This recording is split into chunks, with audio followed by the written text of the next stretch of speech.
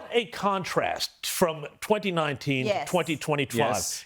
Remember when the coalition absolutely hammered and destroyed Bill Shorten over franking credits, which was something that nobody even understood at the time, but everybody's got superannuation. So this one should have been a real walk-up start, and everybody either owns or wants to own a family home. They should have just been like, this is an absolute tax on aspiration. It is a tax on growth.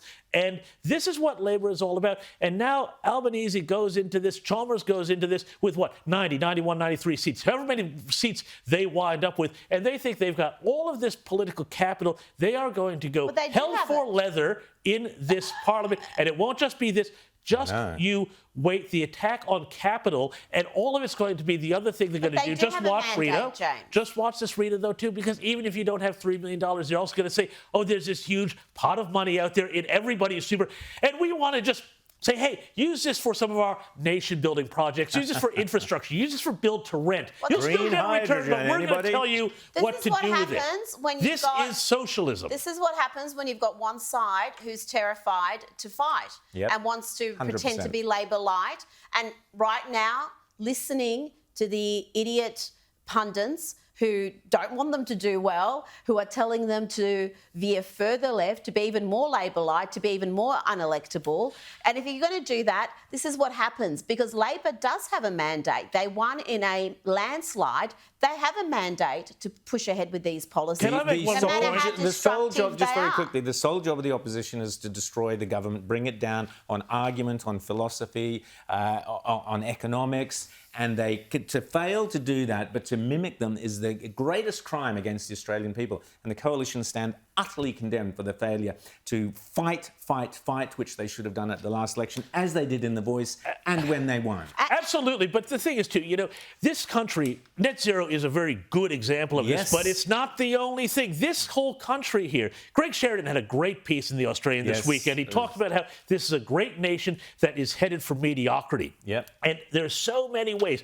Education, the economy, the growing share of government, the way NDIS is eating up absolutely everything, the way the deficit is going to eat up absolutely everything, and there's no money left for everything.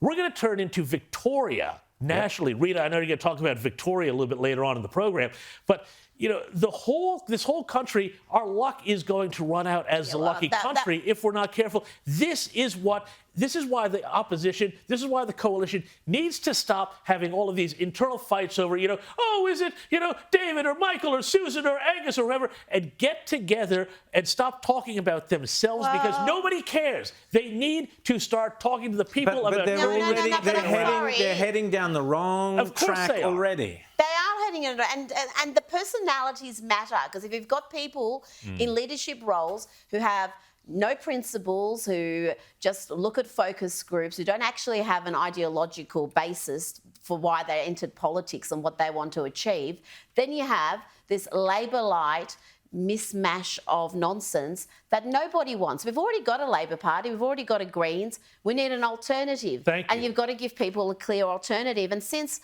was it 2021 when the coalition adopted net zero, they've been smashed into landslide election losses. Like, how much more proof do you need that this is not working for you? Because when you've got a cost of living election and energy is such a huge basis of that, and you can't fight that properly because you've signed up to the same madness as Labor and the Greens, then what are you going to do? And the other thing that is so frustrating with the coalition is that they know what's happening in America. They know that Trump is slashing corporate tax, he's slashing regulations, he's making it very attractive for businesses to invest in the US. That's the entire platform, America First. And they're doing it. And if you've got companies that are looking at where we're going to invest, are we going to go to Australia with all that red tape, black tape, green tape, the high taxes, or are we going to go to the US where we're going to have the red carpet treatment? Think about it. Like, this affects everybody. It's not just the big end of town. It's going to cost jobs. It's going to see our living standards further compromised. And all of this was something that... Can I just go back just quickly to your Greg Sheridan piece, which was a very good piece, as you say. He made the point, for the first time in print, we've seen what we've been saying on this show for years, is that every time the coalition go down the path of we believe in climate change, they lose. And every time they stand against the madness of the climate change orthodoxy, they win. Greg Sheridan was the first commentator, a serious one I've seen, to put that fact there in print in front of the coalition. Every time you back climate change, you lose, and every time you say no, this climate change stuff has gone too far, you win. Can I make a point, though? Can I make a point, though? Is it to understand? Can I make a point, though, about this? So, what people don't get here, and this is exactly right, we have deindustrialized this country. The future of the global economy, it's AI and stuff. I was just in America. The Americans I was talking to said AI is high tech, but it's also heavy industry. Yeah. We need the power and the energy if we're going to be part of that revolution and have a slice of that pie. Otherwise, we're going to be left behind. Well, it's fantastic that it's now in print, what we've been saying on this program week in and week out for years. 5 years at least. But the polling even bears this out. Even if you're so focused on focus groups and polls, well, the polling shows that when you give the Australian people the choice between emission cuts and affordability and reliability, affordability is always number one. Yep. Always. It is what people care about, and particularly when we've got a cost of living crisis. So for the coalition to be so gutless, not to say, we're going to fight. This is what we're going to talk about. This is the hill we're going to die on. This is what we're going to win the next election on. The IPA have a poll out showing 58% of people, Australians, are kind of ambivalent about net zero. They don't want to be paying for it.